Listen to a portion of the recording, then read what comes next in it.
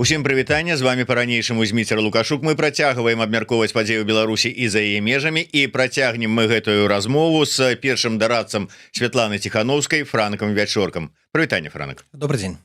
Франк, давай пачнем з вашага нядаўняга візіта ў Лондан. Наколькі я разумею, вельмі такая добрая былі сустрэчы, добрыя размовы, але можна больш падрабязна, пра што, які вынік, ці быў сэнс паездкі? Это называется стратэгічныя кансультацыі ці просто кансультацыі паміж міністэрствам замежных справаў, FCDO, Foreign Office і дэмакратычнымі сіламі. І у нас ужо другі раз яны адбываюцца кожны год па некалькіх напрамках, некалькіх тэмаў. Гэта бяспекавая геапалітычная тэма, гэта праваабарончая, гэта культура і гэта медыі. І гэтым разам была такая дыскусія падзелена на дзве часткі. Першая гэта што адбываецца з унутры Беларусі, мілітарызацыя беларускай эканомікі. Белпол прадставіў свае даклады, Сан зрабіў вельмі добры выступ, і абмеркавалі таксама адносіны з Украінай, як Беларусь у геапалітычнай рэальнасці на фоне дыскусіі пра заканчэнне вайну можа выглядаць. А другая частка была больш грамадзянская супольнасць. Там былі прадстаўнікі незалежных медыяў, поўны такі прэзентацыя дасягненняў, у тым ліку і Еўрарадыё, Белсат, Радыё Свабода, Позірк, Рэформ, Зеркала, Наша Ніва. І была магчымасць прадставіць Великабрытаніі такую карціну, што робяць медыі, каб беларусы адчувалі сябе далучанымі да міжнароднай павесткі, каб беларусы не верылі па дзяржаўнай прапагандзе. І гэта важна, таму што Брытанія з'яўляецца адным з асноўных еўрапейскіх донараў у падтрымцы незалежных медыяў. З практычнага дамовіліся пра стварэнне рабочых групаў, дамовіліся пра ўдзел беларусаў і беларускіх ініцыятыў у некаторых брытанскіх праграмах, пра супольныя дзеянні на міжнароднай арэне, у тым ліку ОАН. І спадзяемся, што вось падтрымка, якую Брытанія аказвае, яна застанецца.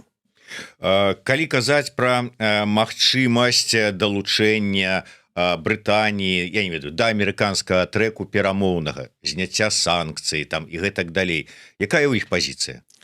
Усе далучаныя да перамоўнага трэку. Амерыканцы выступаюць ад імя ўсіх. І Польшча, і Ватыкан, і Еўрапейскі звяз, Великабрытанія, яны робяць сваю частку працы. Тое, што еўрапейцы трымаюць свае санкцыі, гэта дае магчымасць амерыканскаму боку весці перамовы і выцягваць людзей. Гэта стварае па-ангельску incentive, матывацыю, матыватар для рэжыму Лукашэнкі вызваляць людзей. І тыя грамадзяне, якія былі вызваленыя, ці людзі звязаныя з тымі ці іншымі краінамі, яны перадавалі імёны сваіх грамадзян ці сваіх людзей, якія былі ў закладніках у Лукашэнкі, перадавалі менавіта амерыканцам. Амерыканцы ўжо вялі перамовы за іх вызваленне. Таму гэта, канешне, супольнае дасягненне, і мы заклікаем еўрапейскія краіны працягваць, падтрымліваць вызваленых, прымаць іх. Нават калі амерыканцы вызваляюць, роўна ж еўрапейцы прымаюць і аказваюць дапамогу потым на рэабілітацыю вызваленым. Таму гэта супольнае, і не трэба так дзяліць, што вось там далучацца да амерыканцаў усе далучаныя, усе ў курсе, усе паінфармаваныя, і зараз трэба маліцца, спадзявацца і ждаць поспеху, колу, каб ён выцягнуў як можна больш людзей. Безумоўна, але да гэтай тэмы мы больш так как бы плотна, што можна, конечно, абмяркуем трошку пазней, але я меў на ўвазе, што можа быць далучаная, але ты зараз кажаш пра далучанасць, калі дапамога, падтрымка там і гэтак далей. А канкрэтна выстаўляць свае ўмовы. Вот Польшча мае сваіх палітвязняў, Польшча мае свае там нейкія умовы, там жаданні, патрабаванні. Яны неяк улічваюцца ці не ў гэтым перамоўным трэке. Я зараз кажу, напрыклад, пра таго ж самага Анджэя Пачобута. Для Польшчы вельмі важна яго выцягнуць, наколькі атрымліваецца уклініцца еўрапейскім краінам са сваімі бачаннямі, кейсамі там ці месаджамі ў гэтай перамоўны трэк. Яны ўдзельнічаюць, яны каардынуюць і камунікуюць з амерыканцамі, і міністр Сікорскі сказаў, што яны вызваляюць палітвязняў, у тым ліку Анджэя Пачобута, праз амерыканцаў па амерыканскім трэку. Тут нічого новага няма. І калі вы паглядзіце, першыя хвалі вызвалення ў мінулым годзе, якія адбыліся, это былі менавіта грамадзяне Польшчы, Літвы, Латвіі, Эстоніі, Японіі, якія аказаліся на свабодзе дзякуючы амерыканцам. Ва ўсіх краінаў, канешне, ёсць свае лініі камунікацыі. Гэта неправда, што там ніхто не камунікуе з Менскам. Канешне, ёсць рабочая камунікацыя. У Менску працуюць амбасады, ёсць камунікацыя па лініі спецслужб. Праблема не у тым, што няма каналаў камунікацыі з Лукашэнкам. Гэтых каналаў больш, чым трэба. Праблема ў том, што Лукашенко не хоча вызваляць людзей. Мы бачым, што і літоўцы спрабавалі спыніць шары з кантрабандай цыгарэтнай, але Лукашенко ўсё роўна працягвае гэта рабіць, ён выкарыстоўвае паветраныя кулі як ціск, таксама як імігранты. Так іх колькасць зменшылася. Вось, але я думаю, што это не звязана з тым, што раптам Лукашенко адмовіўся ад гэтай ідэі, а таму што яны пераключылі свае рэсурсы на іншыя спосабы ціску на захад. Вось, а па палітвязнях зараз лідзіць Злучаныя Штаты Амерыкі, і гэта ўсе разумеюць. І каб у іх все атрымалася, нам трэба, каб еўрапейцы працягвалі ціск і стваралі для Лукашэнкі матывацыю вызваляць людзей. То бок, умоўна кажучы, калі зараз сказаць, што еўрапейцы адмаўляюцца ад сваёй прынцыповай пазіцыі, на якой яны стаяць зараз, і ідуць канкрэтна ў фарватары ЗША, мяняюць такім чынам сваю палітыку, то гэта можа нашкодзіць працэсу вызвалення? Бальшыня еўрапейскіх санкцыяў былі ўведзеныя за вайну, за міграцыйны крызіс, за гібридныя атакі. Зараз новая дэфініцыя ўведзеная ў санкцыйны рэжым, за захоп самалёта ў тым ліку. І гэтыя санкцыі могуць здымацца ці змякчацца, калі вырашаюцца тыя ці іншыя праблемы. І, канешне, еўрапейскія санкцыі нашмат мацнейшыя, чым амерыканскія. Амерыканцы ўводзілі тыя санкцыі і на калійныя ўгнаенні, і там на Белавію пасля самалёта, і індывідуальныя санкцыі менавіта за парушэнне правоў чалавека, ці за парушэнне міжнародных норм. І таму амерыканцаў больш інструментарыя, каб пры дапамозе санкцый выцягваць людзей. Я не веру, што Лукашенко ў бліжэйшыя месяцы спыніць вайну, вывезе арэшнік ці там ядзерную зброю, перастане дапамагаць расійскім дронам і ракетам пралятаць над беларускай тэрыторыяй. А калі б ён гэта зрабіў, канешне, еўрапейцы б разглядалі змякчэнне санкцыяў. Пакуль адбываецца адваротнае, адбываецца эскалацыя, і таму месяц таму назад еўрапейскі звяз працягнуў на год дзеянні санкцыяў. Ну і еўрапейцаў трошкі па-іншаму працуе санкцыйны рэжым. У амерыканцаў трэжары, міністэрства фінансаў, па рашэнні ці па рэкамендацыі Белага дома могуць увесці санкцыі, могуць зняць санкцыі, могуць зрабіць выключэнне з санкцыяў, называецца General License. У еўрапейцаў іншая сістэма. Усе 27 краінаў, яны галасуюць за санкцыйны рэжым, дзе ёсць спіс прадпрыемстваў ці сектароў, на якія санкцыі накладваюцца. Яны ўводзяцца на год і кожны год працягваюцца альбо не працягваюцца. Але няма такога, як у амерыканцаў, што давайце мы тут на месяц здымем санкцыі, як прапануюць у гэтай паперы там Шайбан і астатнія, а потым, калі Лукашенко не выканае, то зноў вядзем. Гэта немагчыма проста у еўрапейскай сістэме санкцыйнай. Ага, то бок так яно не спрацуе, таму што, скажем, шмат размоваў пра тое, што можна ж прыпыніць дзеянне санкцый, дамовіўшыся з Лукашэнкам, што ён будзе рабіць тое ці тое, а калі ён парушыць гэтую дамоўленасць, гэтую, умоўна кажучы, замарозку размарозіць. У еўрапейцаў так не працуе, таму што больш складаная сістэма, 27 краінаў, трэба кансэнсус пры прыняцці рашэнняў і пры працягу санкцыяў, і пры зняцці санкцыяў трэба. І калі адна краіна, напрыклад, скажа, што мы супраць зняцця санкцыяў, то не будуць яны знятыя. Яны працуюць цэласна, гэта дае Еўропе моц вось такого калектыўнага кансэнсуснага рашэння. Але немагчыма гэта ў такіх далікатных тэмах, як перамовы. Не можа паехаць там прадстаўнік якой-небудзь краіны еўрапейскай ці еўразвязу, правесці перамовы з Лукашэнкай і зняць санкцыі, таму што ён прыедзе ў Брусэль, а там сядзіць 27 краінаў, і ў іх можа быць зусім іншае бачанне сітуацыі. Гэта таксама, як і ўвесці санкцыі. Амерыканцы могуць, таму што амерыканцаў прэзідэнцкая мадэль, і калі прэзідэнт вырашыў, пусціў задачу, міністр фінансаў можа зрабіць это адным росчыркам. І таму амерыканцы гэтым займаюцца, і таму яны ў стане вызваліць людзей, і таму мы на іх разлічваем цяпер. Мы доўга шукалі гэтага перагаворшчыка, вялі усе гэтыя 5 гадоў з рознымі бакамі, працавалі там і з Турцыі, размаўлялі з Ватыканам, і нават з Орбанам. Ось, але у амерыканцаў з'явілася палітычная воля гэтым займацца, і зараз яны лідзяць гэты працэс. І я спадзяюся, што ў гэтым годзе мы пабачым вызваленне вялікай колькасці, спадзяюся, нават, можа быць, усіх палітвязняў, і ў амерыканцаў дастаткова інструменту, каб гэта зрабіць. Дарэчы, вось цікавы факт. А чаму ніхто не захацеў взяць на сябе ролю, умоўна кажучы, ЗША ў гэтым пытанні? Не Ватыкан, ладно, там іншыя, а Ватыкан? Тут два моманты. Першае, што не ва ўсіх ёсць такі інструмент, рэсурс, уплыў, сіла, як у Трампа. Лукашенко боится Трампа, асабліва боится цяпер пасля Мадуро, Хаменеі, што там адбылося, ці Кубы, блякады. Лукашенко самы вялікі беларускі трампіст, ён разумее, што яго можа чакаць такая самая доля. І, напрыклад, апошні твіт Джона Коула, дзе ён кажа, што прэзідэнт Трамп загадаў вызваліць 1300 ўсіх палітвязняў, ён гучаў злавешча для самого Лукашэнкі, тому што гучала гэта як ты павінен выканаць, таму што это воля прэзідэнта Трампа. І я думаю, што тут склаліся проста зоркі такім чынам, што у Трампа ёсць такі імідж-вобраз, у яго ёсць палітычная воля, у яго ёсць вялізная ўлада, і ён можа прымусіць такога як Лукашэнку гэта зрабіць. У іншых краінах ёсць свае рычагі ўплыву. У некага гандлёвыя, там як у Турэччыны, у некага сяброўскія, як там у Вучыча ці Орбана, але гэта недастаткова, каб прымусіць Лукашэнку, напрыклад, вызваляць палітычных лідараў. І зараз ёсць момант, якім мы карыстаемся, якім трэба карыстацца, каб гэты працэс працягваўся, і наступным этапам ужо каб былі нейкія больш сістэмныя доўгатэрміновыя змены ў Беларусі. Мы карыстаемся, вось прагучалі словы, наколькі дэмсілам офісу там атрымліваецца карыстацца сапраўды гэтай сітуацыі, наколькі яна ўключаная ў працэс, наколькі ёсць магчымасць кантактаваць, калі можа быць не наўпрост з Коулам, то прынамсі з тымі людзьмі, якія з ім працуюць, то бок даносіць свае месаджы.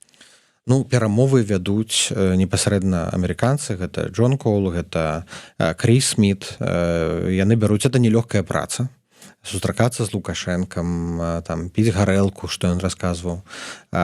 Нелёгка, непрыемна, партнёр не дамоваздольны, безумоўна, але яны гэта робяць, яны трацяць на гэта час, свой палітычны капітал, і мы можам уплываць. Мы не з'яўляемся непасрэднымі ўдзельнікамі перамоваў, але умоўна амерыканцы, яны камунікуюць дзеля нас і дзеля нашых людзей, таму што гэта не грамадзяне ЗША.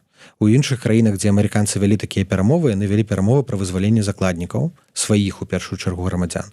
Тут яны вядуць размову пра нашых закладнікаў, робяць гэта для нас па нашай просьбе. Праваабаронцы рыхтуюць спісы.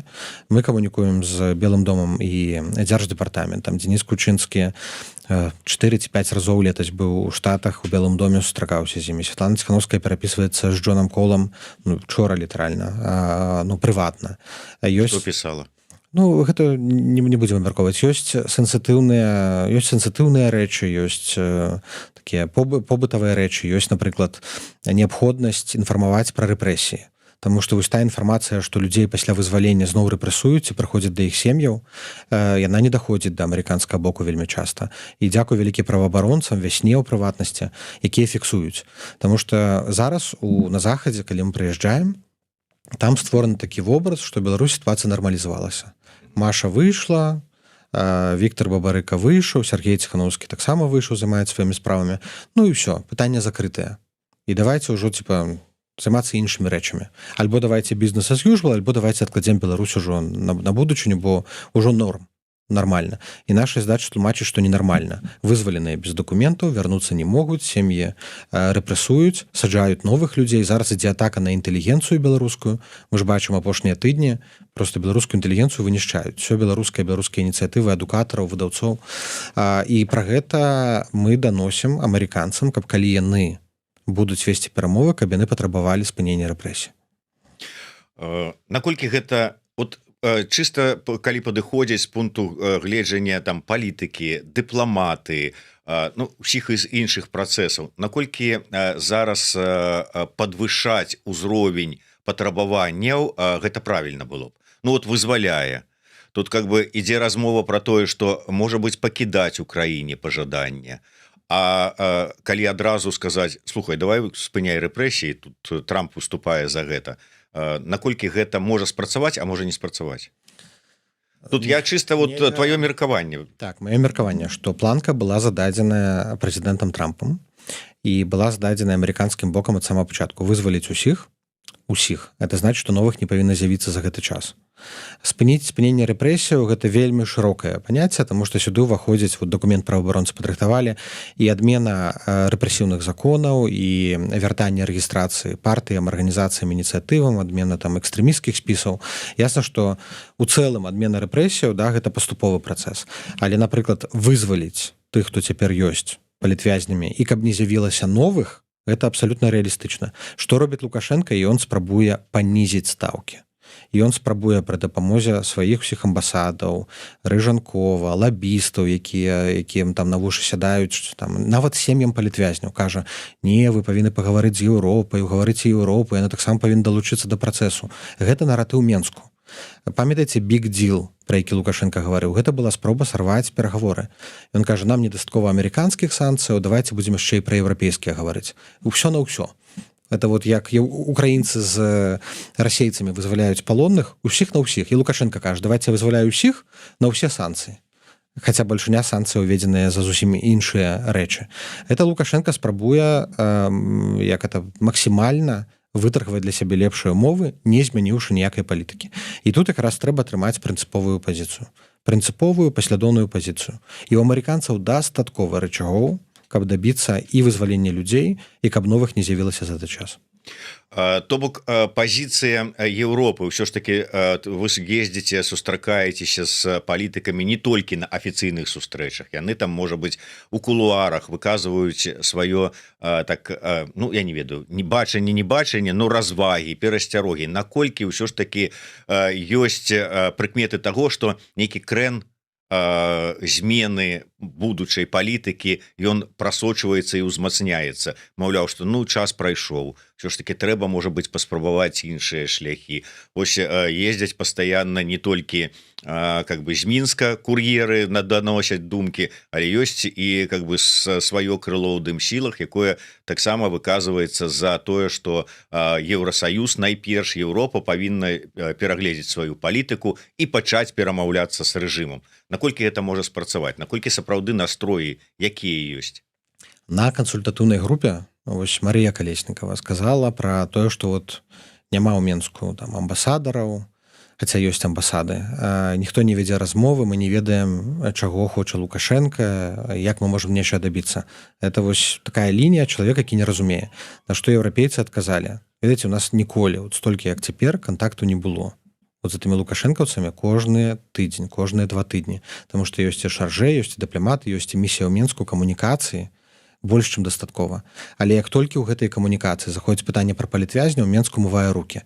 І еўрапейцам здаецца, што Менск хоча дыялог дзеля дыялогу, дыялог дзеля ўласнай легітымізацыі, але не дзеля вырашэння праблем.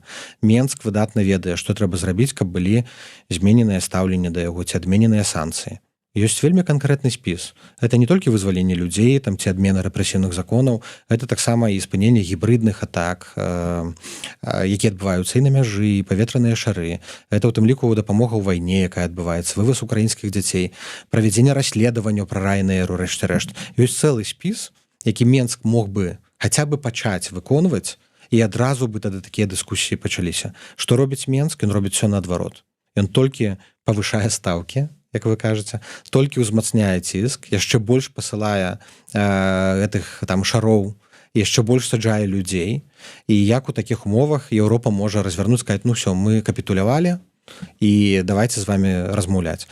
Ясна, што ціску, які ёсць цяпер, недастаткова, каб прымусіць Менск пайсці на рэальны дыялог пра рэальныя праблемы, якія ёсць.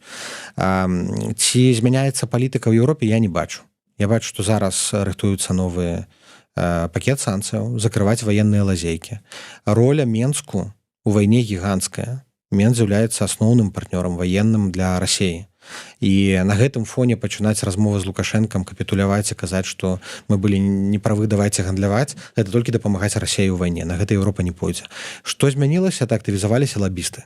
Усе зараз прадстаўнікі бізнесу ніякога, нейкія старыя сябры лукашэнкаўскага рэжыму сталі актыўна выступаць на форумах, адчулі кроў, як зараз думаюць, зараз мы будзем ламаць Еўропу. Але пакуль гэта маргінальная пазіцыя. Калі казаць пра дэм-сілы, вот сама гэта дыскусія, перамовы ці санкцыі, яна штучная, яна разбуральная, яна раскольніцкая, яна не дапамагае. Яна ніякім чынам не дапамагае працэсу. Гэтую дыскусію перажывала ўжо Венесуэла.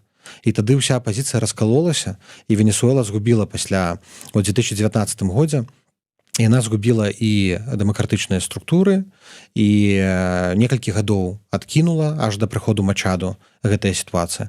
Там было тое самае, там падзяліліся дэмакратычныя сілы на тых, хто за перамовы з рэжымам і на тых, хто за змаганне з рэжымам. Штучны падзел. У выніку, які прывёў да расколу, і Мадуро толькі утрымаўся і ўзмацніўся аж да прыходу Трампа з ягонымі спецагентамі. Таму давайте не будзем это паддавацца, не трэба дзяліцца. Я думаю, што ўсе мы хочам вызваліць людзей. Тактыкі могуць быць розныя, трэба шукаць тую, якая найбольш эфектыўная. Глядзі, калі прыгадаць, памятаеш, 2 гады, по-моему, ўжо прайшло з таго часу, як на канферэнцыі «Новая Беларусь» Андрэй Егораў сказаў, што трэба, можа быць, неяк пераглядаць дзеянні і заклікаць Еўрасаюз вяртаць амбасадараў у Мінск пры умове, што рэжым будзе вызваляць людзей. Як тады вот накінуліся на Егорава, што это некая там пагаджальніцкая пазіцыя і гэтак далей. Але прайшоў пэўны час, і как бы амерыканцы іншыя зразумелі, што такім чынам сапраўды працуе. Вось зараз тыя ж самыя прадстаўнікі коаліцыі за вызваленне, якія вось выступаюць за змену палітыкі Еўрасаюза, кажуць, ну вот ніхто ж не мог паверыць яшчэ 1,5 гады таму, там год таму нават, што будуць такія вызваленні ў выніку перамоваў, а яны ёсць. Пройдзе не шмат часу, і ніхто зараз не верыць, што Еўропа далучыцца, а пройдзе час, і это таксама стане мейнстрымам. Офіс хутенька пераабуецца і будзе гаварыць, што мы ж тут першыя ішлі, заклікалі Еўрасаюз мяняць сваю палітыку. А любыя змены ў палітыцы павінны быць абумоўленыя, яны павінны дапамагаць беларусам. Нам трэба думаць не пра інтарэсы Лукашэнкі, якого трэба тут ратаваць і берагчы, а трэба пра інтарэсы беларусаў. Якія ў нас інтарэсы? Захаваць незалежнасць Беларусі, суверэнітэт, выцягнуць людзей з турмаў, спыніць рэпрэсіі, прывесці людзей да тых мэтаў, якія стаялі ў 2020 годзе. І мы павінны дабівацца, каб гэтыя мэты былі рэалізаваныя пры дапамозе нашых заходніх партнёраў. Прапанаваць Еўразвязу капітуляваць перад Лукашэнкам, это вот зараз это гучыць просто дзіўна, калі прыходзяць беларусы, это гучыць як хорошие русские. Вот, типа мы такие несчастные, ну, давайте, типа, визы не дают, давайте вот... Война, это не наша справа. Вот это, подход хороших русских. Коли мы так далей протягнем, ратаваць Лукашенко, апраўдваць яго, адбяляць яго, то нас будуць ставіць як да хорошых русских. Калі мы самі адмаўляемся ад барацьбы, калі мы самі адмаўляемся ад змены рэжыму, то ніхто нам дапамагаць не будзе. Я думаю, што знойдзецца патэнцыйна ў тэорыі шмат еўрапейскіх краінаў, асабліва зараз з прыходам правых, якія захочуць звярнуцца з Лукашэнкам да бізнеса as usual. Сапраўды могуць такія з'явіцца, іх будзе больш. Я не выключаю. Але ці гэта дапаможа нашай незалежнасці, ці выцягне людзей, ці зменіць сітуацыю да лепшага, я вельмі сумнеюся. Я думаю, што толькі закансервуе статус-кво і вот это расійскі кантроль над Беларусю. Просто трэба думаць пра наш беларускі нацыянальны інтарэс, нацыянальную ідэю, пра яку кажаш. Вось. І каб да нас, да беларусаў, добра ставілись, нам трэба паказаць, што мы таксама змагаемся. А мы не проста ідзем з паднятымі рукамі і белым сцягам здавацца Лукашэнку, таму што банкаўскі рахунак заблакавалі. Вожык Патрыёт пытаецца вось з нагоды распачатай справы у МУСа ў Газе. Як у кантэксце справы ў МУС разглядаецца цяперашняя дзейнасць ЗША? Яны ж фактычна, ЗША маюцца на ўвазе, яны ж фактычна па тых ці іншых прычынах, але прымаюць умовы аб дэпартацыі людзей. То бок, з аднаго боку мы маем справу у міжнародным крымінальным судзе, найперш таму, што дэпартуюць людзей, з другого боку прыязджаюць і кажуць, да, мы згодныя на дэпартацыю. Это не мае ніякай сувязі. Па-першае, МУС і рашэнне МУСа ніяк не ўплывае на амерыканскі трэк, таму што амерыканцы не з'яўляюцца сябрамі МУС, але гэта мае дачыненне да больш чым сотні іншых краінаў, якія падпісалі статут МУС, якія абавязаліся яго выконваць, і, канешне, па Лукашэнку это вельмі моцна б'е, і тут вялікі рэспект. Пал Палыч, які сёння павінен быць у вас, да? Так. У эфіры. Таму што ў вялікай ступені гэта ягоная адвокасць, ягоная праца, таксама юрыстаў, праваабаронцаў, вясноўцаў, якая давяла да гэта. Таму што год-два назад многія не верылі, што гэта магчыма. Многія сумняваліся, і многія краіны нават не ўступалі у гэта, таму што думалі, што это гіблая справа, а мы бачым, што міжнароднае правасуддзе працуе. Наконт дэпартацыі, давайте не параўноўваць міграцыйную палітыку у Злучаных Штатах, якія сапраўды зараз завастраюць, якія ставяцца вельмі жорстка да тых, хто нелегальна прыбыў у Злучаныя Штаты Амерыкі альбо не мае там пэўнага статусу. Канешне, ёсць там пытанні па тым, як это рэалізуецца, якімі інструментамі, паводзіны айс, але это іншая гісторыя. Тое, што адбываецца і разглядаецца ў МУС, гэта сістэмная масавая дэпартацыя паводле палітычных прыкметаў вялікай групы насельніцтва. Гэта сотні тысяч людзей, якія выехалі з Беларусі, у тым ліку дзесяткі тысяч, якіх выгналі ў Літву, свядома ці несвядома вымушаныя былі выехаць і не могуць цяпер вярнуцца. Гэта і пазбаўленне іх дакументаў, што накладае на Літву дадатковую нагрузку. Гэта дало права юрыстам МУС пачаць гэтае расследаванне.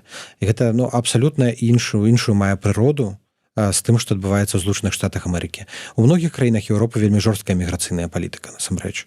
І ў многіх краінах дэпартуюць масава. Проста для беларусаў стаўленне сапраўды нашмат лепшае. І калі вы паглядзіце, то у еўрапейскіх краінах да беларусаў і ў плане зручнасці, у плане міграцыйных працэдур адно з найлепшых стаўленняў у свеце.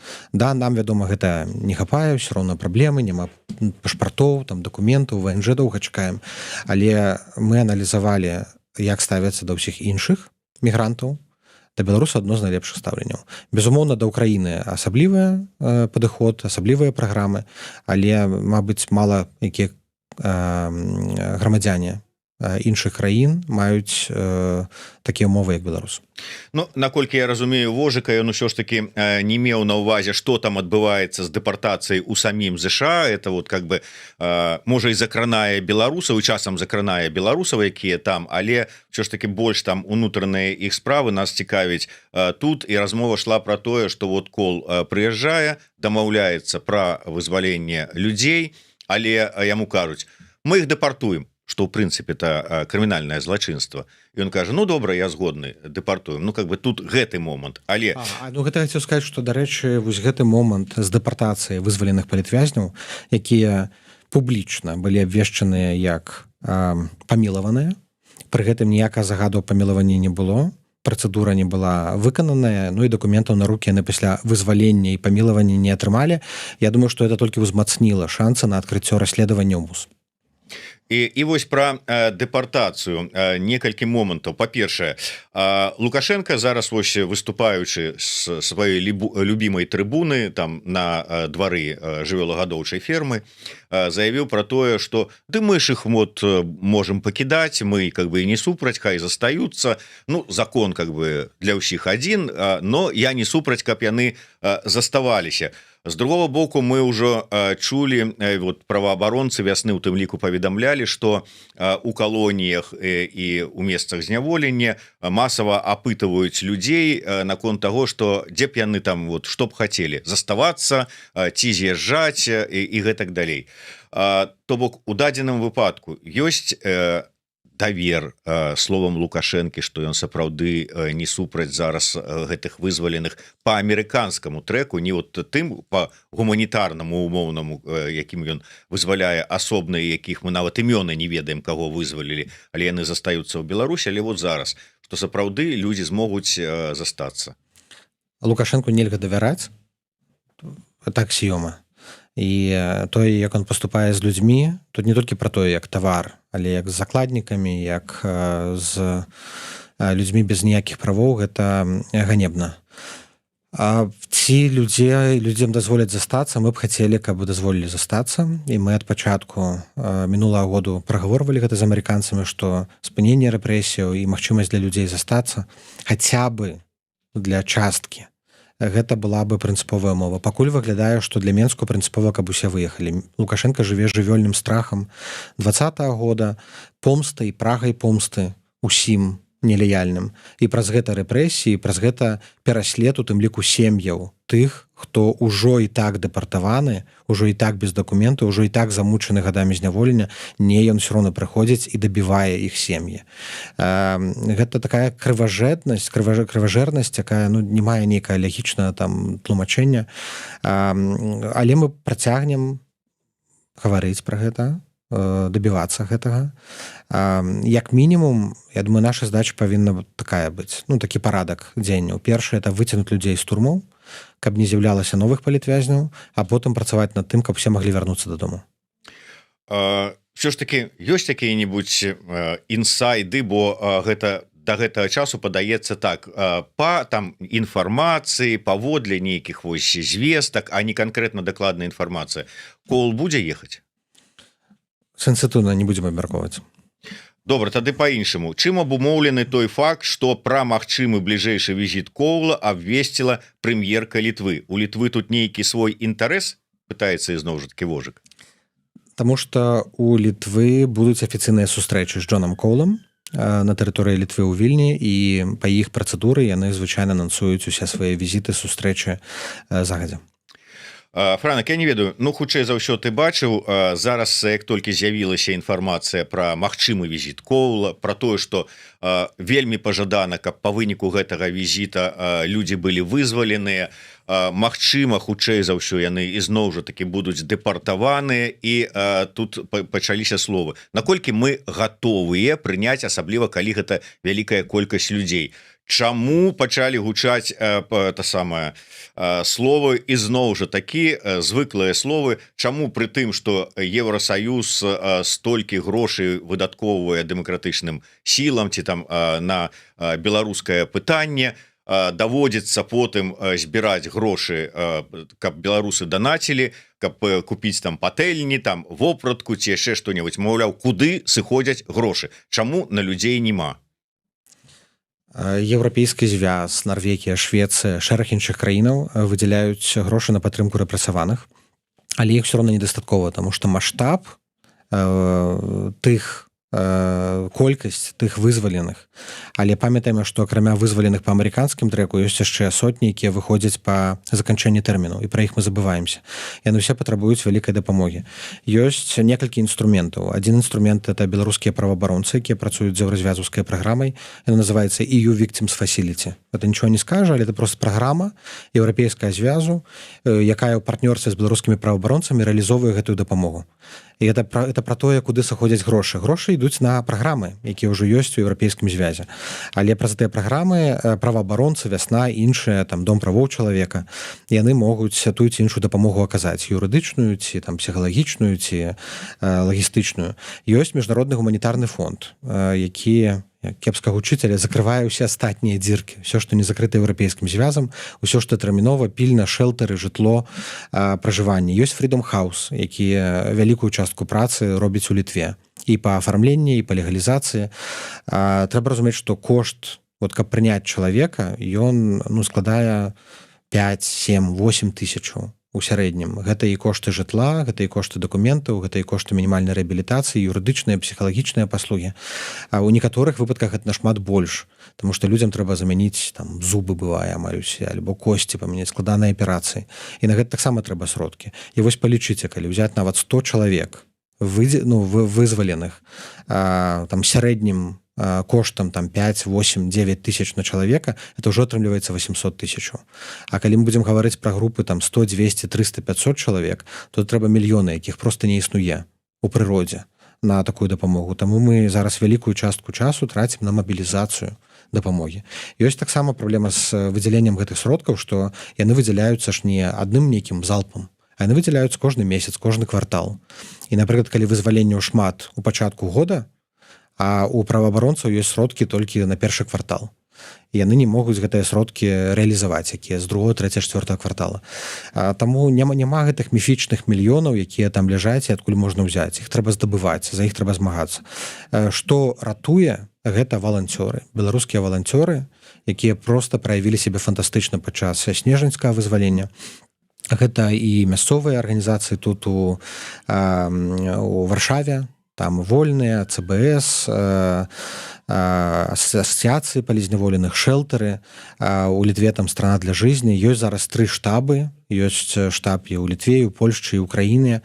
І ў кожнай краіне гатовыя прымаць. Ёсць памяшканні, дзе можна іх там першапачаткова засяліць людзей, там забяспечыць усім неабходным. Ёсць Чырвоны крыж, які робіць пакеты тэрміновай дапамогі. Вельмі шмат людзей ахвяравалі рэчы. Наста Базар, напрыклад, каардынуе такую дапамогу і фантастычна спраўляецца з гэтым. Я тут баюся кагосьці забыць, але Святлана Ціхановская сустрэлася там тыдзень-два назад з этими ініцыятывамі, это десяткі арганізацый, якія працуюць на прыём палітвязняў без ніякіх грошай, без ніякіх зарплат, просто ахвяруючы свой час, каб усе, хто вызвалены выехаў з Беларусі, атрымалі неабходную хаця б мінімальную дапамогу. Ці ёсць усё ж таки хаця бы там прыблізныя развагі, тому что мы чуем розныя ад розных экспертаў.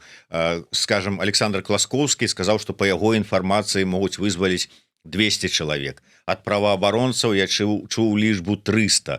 Ці ёсць нейкія нешта прынамсі, апроч таго твіта Коула, якія-небудзь там спісы, якія падаюцца, ці можа быць нейкая інфармацыя. Я это пытаюся, с аднаго боку, безумоўна, хочется, каб як мага больш людзей выйшла. З другого боку, ўсё ж таки мы павінны рыхтавацца і прыблізна арыентавацца, якую колькасць людзей трэба будзе спрабаваць дапамагчы, забяспечыць неабходным і гэтак далей. Падчас мінулага вызвалення мы даведаліся там дакладную лічбу, колькі будзе і прыкладна хто будзе фактычна ў апошні момант. Таму я думаю, што да сама апошняга моманта гэта невядома, гэта і ў працэсе перамовы вызначаецца, і я думаю, што нават апошні момант Лукашенко гэтыя спісы мяняе. Ёсць, безумоўна, спісы, якія падаюць праваабаронцы, яны сектаральныя, прафесійныя, па групах разбітыя, там людзі звязаныя з замежнымі краінамі. Там ёсць дзеячы культуры, ёсць людзі звязаныя з рэлігіяй, ёсць тэрміновы спіс, экстрэмальны там тэрміновы спіс, дзе людзі зусім у крытычным стане. Гэтыя спісы падаюцца, і я разумею, што напаўняюцца фінальны ён напаўняецца міксавана з розных спісаў. Як падчас мінулага трапілі туды і віпы, мы іх называем найбольш вядомыя палітычныя фігуры, але і трапілі вельмі многія людзі, якія былі, напрыклад, у гуманітарным спісе.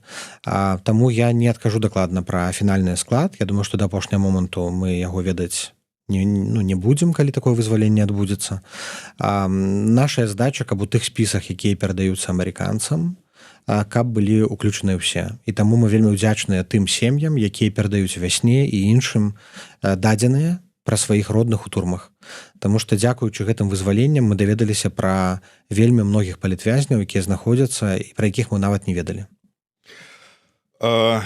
Пытанне было ад Максіма, ён вельмі ўразіўся нашай часткай размовы пра вось эту актывізацыю лабістаў рэжыма ў Еўрасаюзе, і ён пытаецца, на ваш погляд, а чаму яны вось менавіта зараз актывізаваліся, прычым як з большой землі, як кажуць, і так і мясцовыя?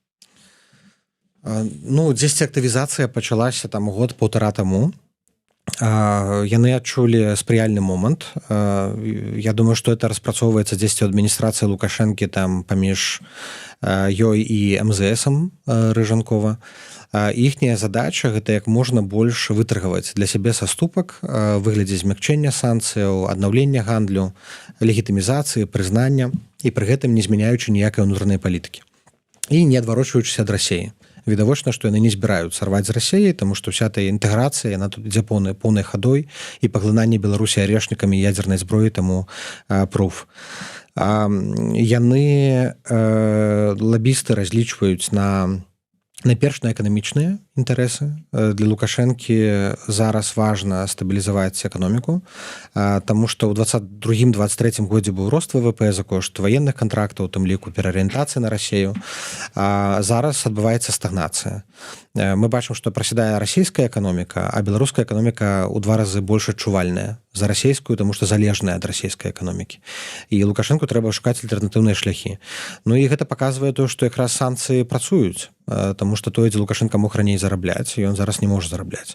Магчыма, на пару месяцаў сітуацыя з нафтай яна стабілізуе як Расію, так і Лукашэнку, таму што падняліся кошты на нафту, а гэта выгадна дыктатарам, але гэта, думаю, ненадоўга. Так ці інакш, разлік у іх, не мяняючы палітыку, атрымаць максімум плюшак, вывесці сябе і сваю ўладу з ізаляцыі, адмяніць максімум санкцыяў. І ўвогуле адправіць пытанне там рэпрэсій, праваабарончай сітуацыі на перыферыю.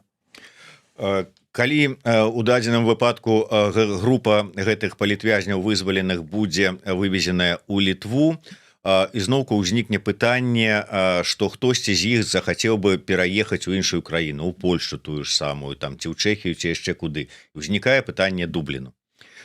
І раней казалі, што ўсё ж такі ёсць магчымасць гэта пытанне вырашыць на палітычным узроўні, але, як бачна, не вырашаецца. У чым прычына?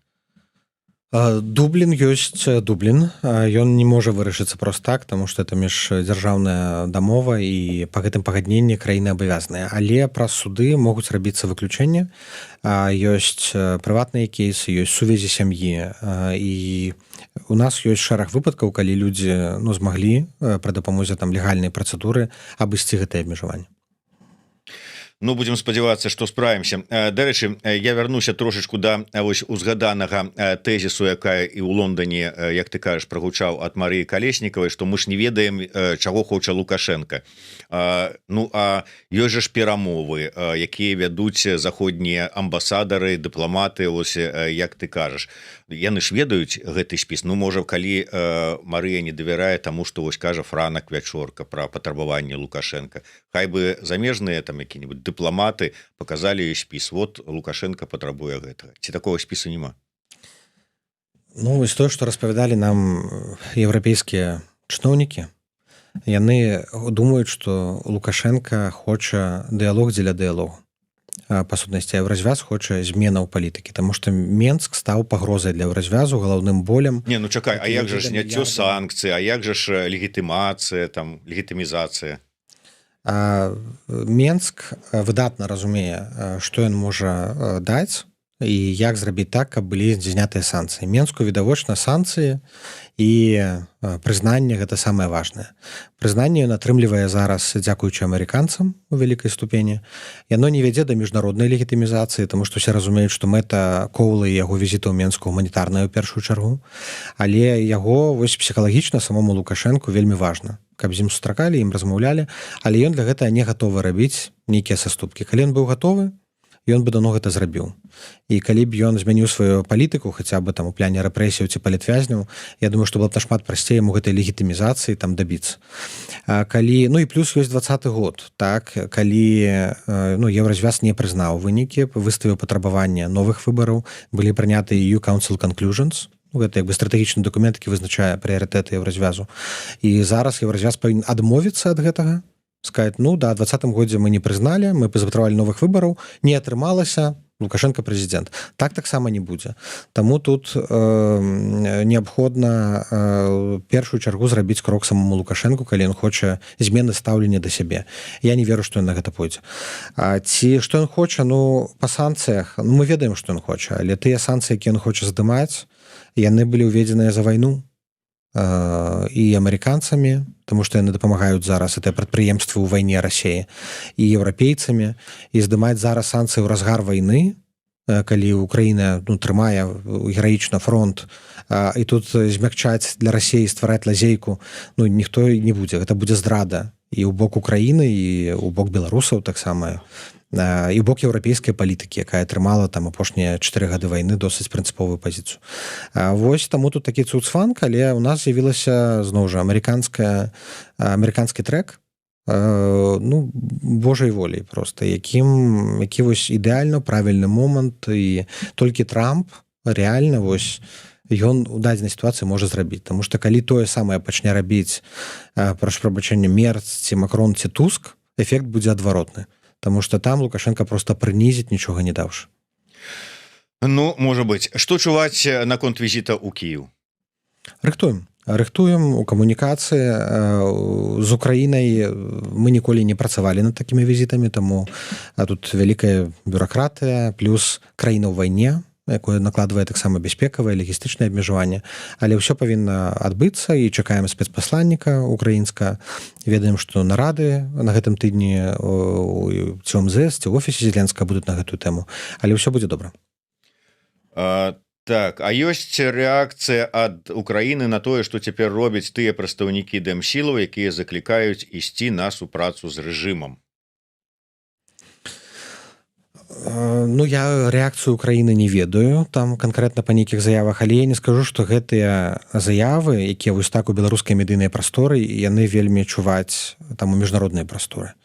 Безумоўна, многіх здзіўляюць так там заявы Марыі Калеснікавай, але я разумею яе падыход. Яна кажа, што я не палітык, я актывіст, моя задача там выцягнуць людзей любой цаной з турмаў, і абы яна ставіць сабе такую задачу. Это актывісцкая пазіцыя, і яе можна зразумець. І калі гэта дапамагае прыцягнуць увагу да пытання палітвязняў, гэта добра таксама.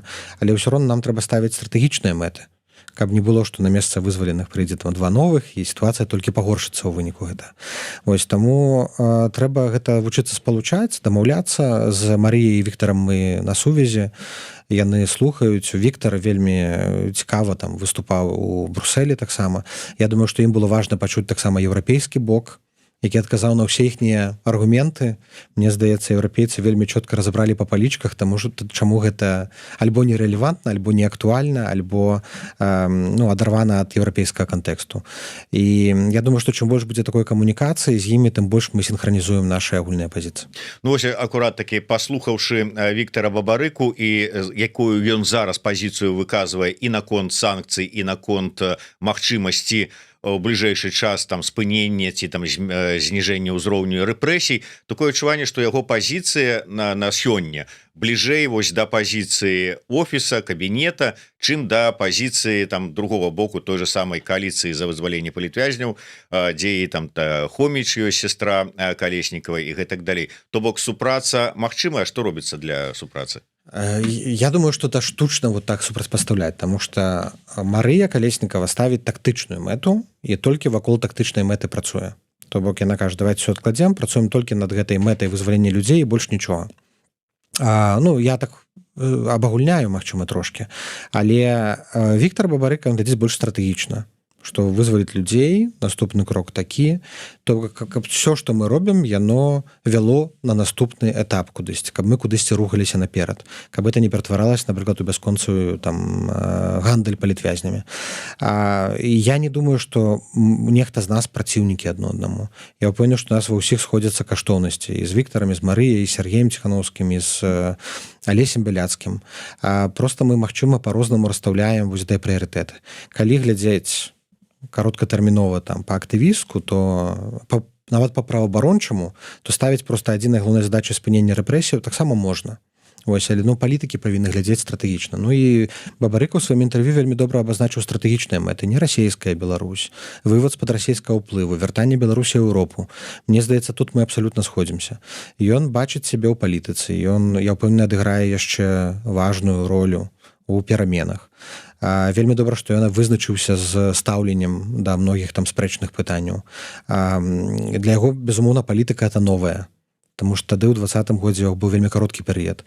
Але мне падабаецца з ім камунікаваць, і самае важнае, што ён гатовы там слухаць іншую пазіцыю, іншыя меркаванні і дзяліцца сваімі. Пашпарт новай Беларусі, ёсць яго будучыня яшчэ ці няма, асабліва на фоне вось недаўнага такога вот скандала, не скандала, але вот не вельмі прыемнай сітуацыі?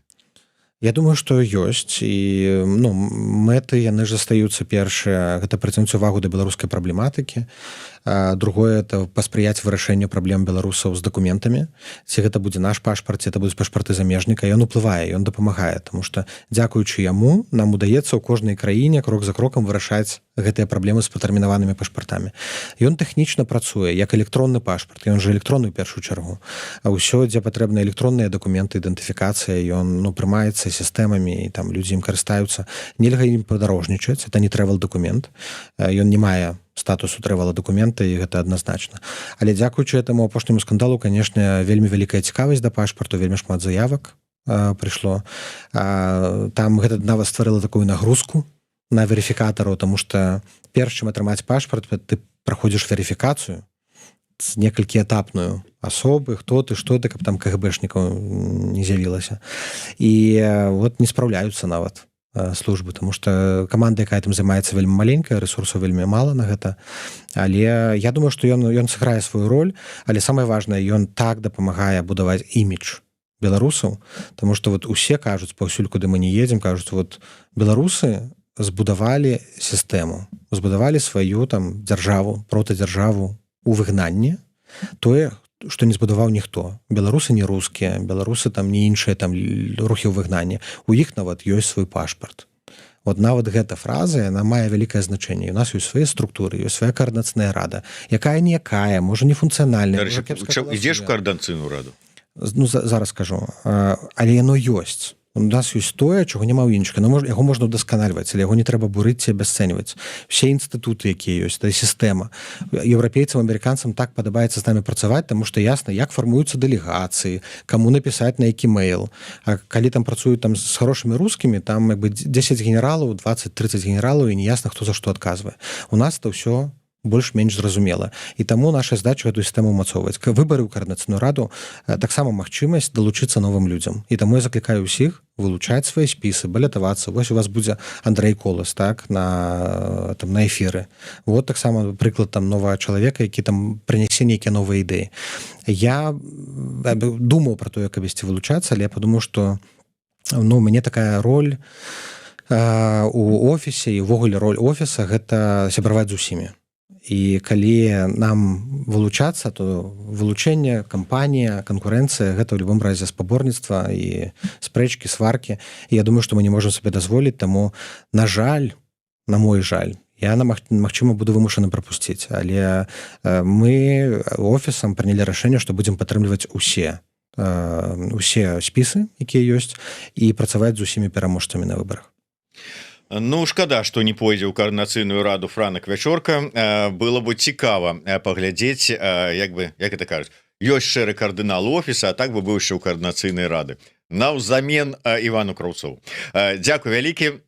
Франак Вячорка, першы дарадца Святланы Ціханаўскай, быў у нас у эфіры. Не ўсе пытанні паспелі задаць, было шмат вельмі у каментатарскай, але іншым разам я спадзяюся, што Франак неўзабаве наведаецца да нас у студыю яшчэ раз і працягнем размову. А пакуль што падпісывайцеся на сацыяльныя сеткі і офіса, і координацыйнай рады, і аб'яднанага пераходнага кабінета, і не забывайце падпісвацца на YouTube канал Еўрарада. До сустрэчы, жыве Беларусь.